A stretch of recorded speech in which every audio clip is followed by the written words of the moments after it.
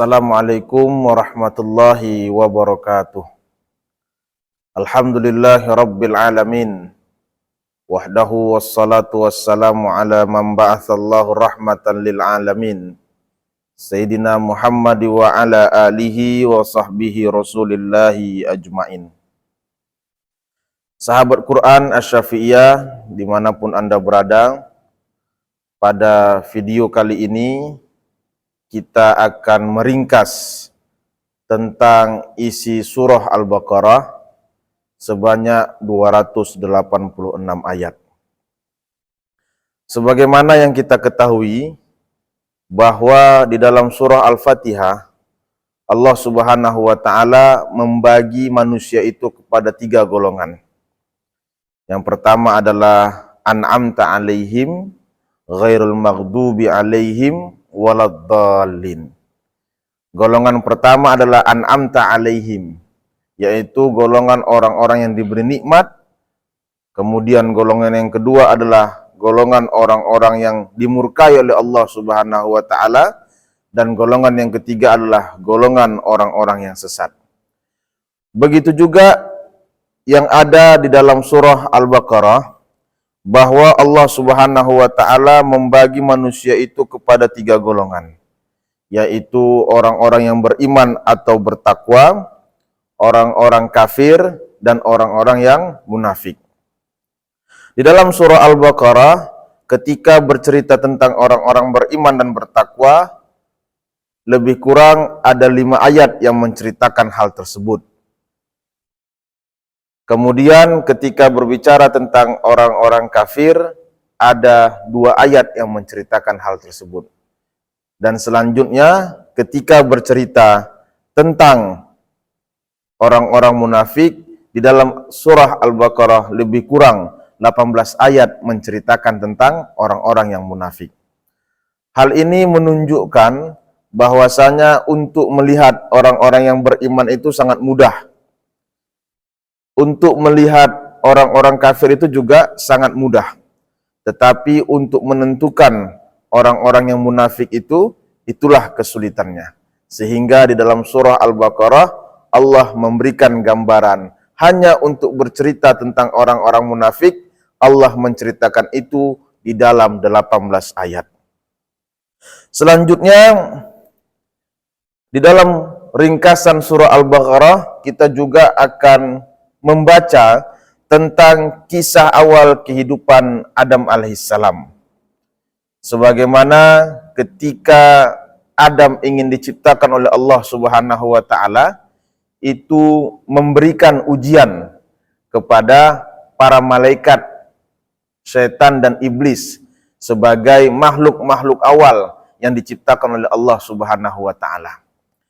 Sebagaimana yang kita ketahui, ketika berbicara untuk bersujud kepada Adam, maka malaikat lulus ujian.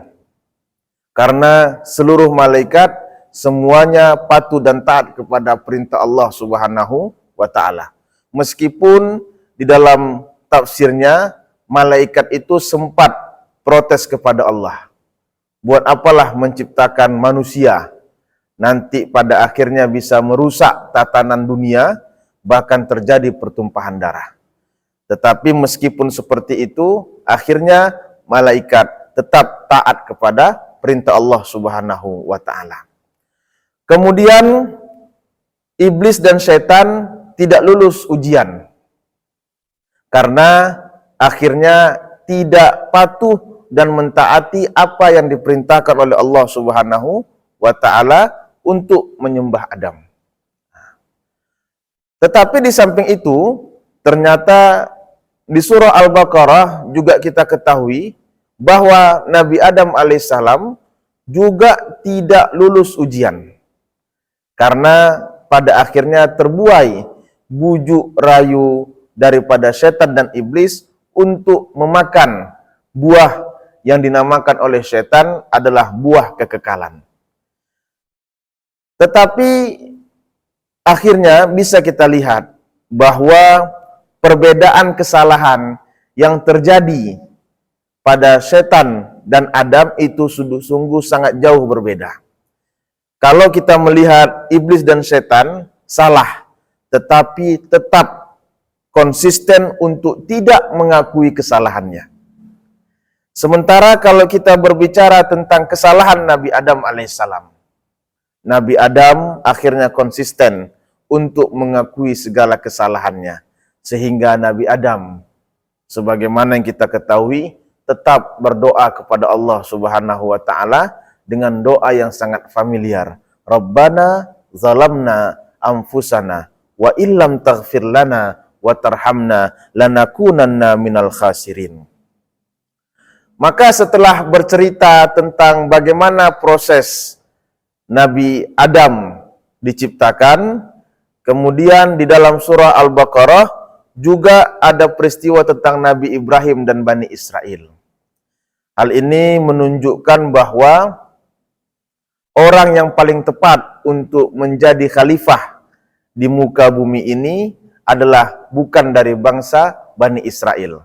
Sebagaimana yang kita ketahui, di awal video tentang surah Al-Baqarah ini sudah dijelaskan bahwa salah satu sebab ketidakharmonisan hubungan kepada Bani Israel itu ialah karena senantiasa selalu bertanya dengan perintah Allah bukan untuk ditaati. Sehingga di dalam surah Al-Baqarah ini juga menuntun kita bahwa hal yang paling penting adalah menjadi khalifah di muka bumi ini adalah keturunan dari Nabi Adam yang akhirnya kepada Nabi Ibrahim alaihissalam. Maka selanjutnya di ayat yang lebih kurang 140 ayat ke atas, maka di dalam surah Al-Baqarah ini kita menjumpai tentang ayat-ayat hukum, wasiat, puasa, zakat, haji. Bahkan di dalam salah satu ayat di surah Al-Baqarah, kita akan menjumpai ayat yang paling panjang di dalam surah Al-Baqarah, bahkan satu lembar itu hanya satu ayat, yaitu tepatnya pada ayat 282 yang menceritakan tentang hutang piutang. Hal ini bisa kita jadikan tolak ukur bahwa ketika berbicara tentang hutang piutang, Allah sangat konsen untuk memberitahukan kepada kita agar berhati-hati kalau sudah cerita tentang hutang piutang. Maka ketika kita melihat begitu banyaknya hal-hal yang terkandung di dalam surah Al-Baqarah, maka Rasulullah Sallallahu Alaihi Wasallam mengatakan bahwasanya Suratul Baqarah ini adalah fustatul Quran. Sebagaimana yang kita ketahui, Fustat itu adalah ibu kota daripada Bizantium, yaitu ibu kota yang sangat metropolitan, semuanya ada di sana pada waktu itu.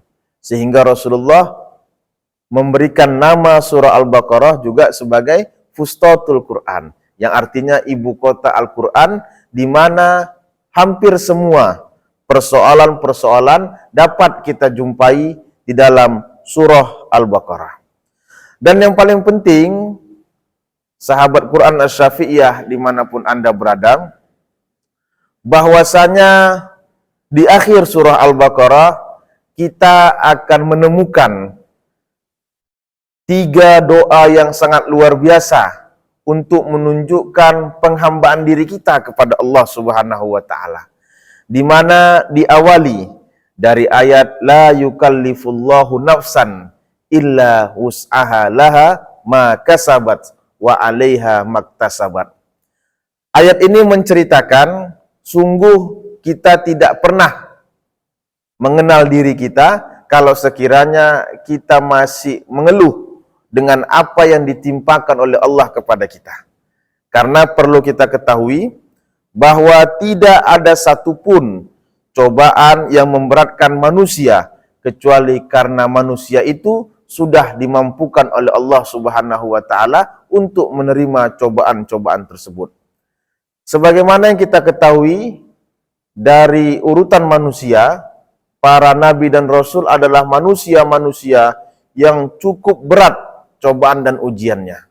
Dan perlu kita ketahui itu menunjukkan bahwa tidak pernah satupun cobaan dan musibah yang ditimpakan kepada Nabi dan Rasul, kecuali semuanya itu karena kesanggupan dan sudah di batas kesanggupan daripada Nabi dan Rasul. Kalau kita mengilustrasikan, ada seseorang yang membeli mobil 4-wheel drive. Ya, mungkin kalau kita gunakan hanya untuk di jalan yang beraspal, rasa-rasanya manfaat dari mobil mahal ini tidak ada apa-apanya.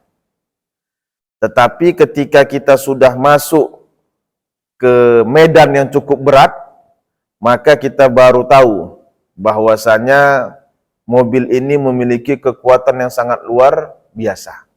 Artinya apa?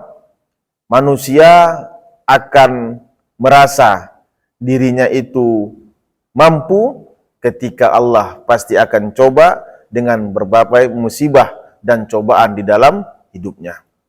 Sehingga doa-doa di akhir surah Al-Baqarah ini sangat penting untuk senantiasa kita baca dan kita lantunkan, mengharapkan ridha dan ampunan Allah Subhanahu wa taala. Yang pertama adalah Rabbana la tu'akhizna in nasina au akhtana. Ya Allah, ya Tuhan kami, jangan pernah sekalipun meminta pertanggungjawaban kepada kami di saat kami lupa dan melakukan kesalahan. Kemudian di ayat selanjutnya Allah katakan Rabbana wala tahmil alaina isran kama hamaltahu alal ladzina min qablina. Ya Allah, ya Tuhan kami, janganlah Engkau timpakan beban kepada kami. Kemudian di ayat selanjutnya Allah katakan Rabbana wala tuhammilna ma la taqata lana bih. Ya Tuhan kami, jangan pernah Engkau timpakan kepada kami kecuali segala sesuatu yang kami sanggupi untuk menerimanya.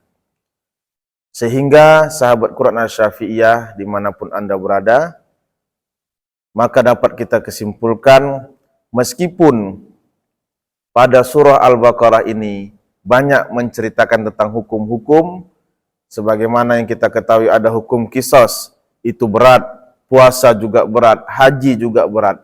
Tapi ketahuilah, semua hukum-hukum yang telah Allah tetapkan itu tidak ada satupun yang memberatkan kita, kecuali karena kita sudah dimampukan oleh Allah Subhanahu wa taala.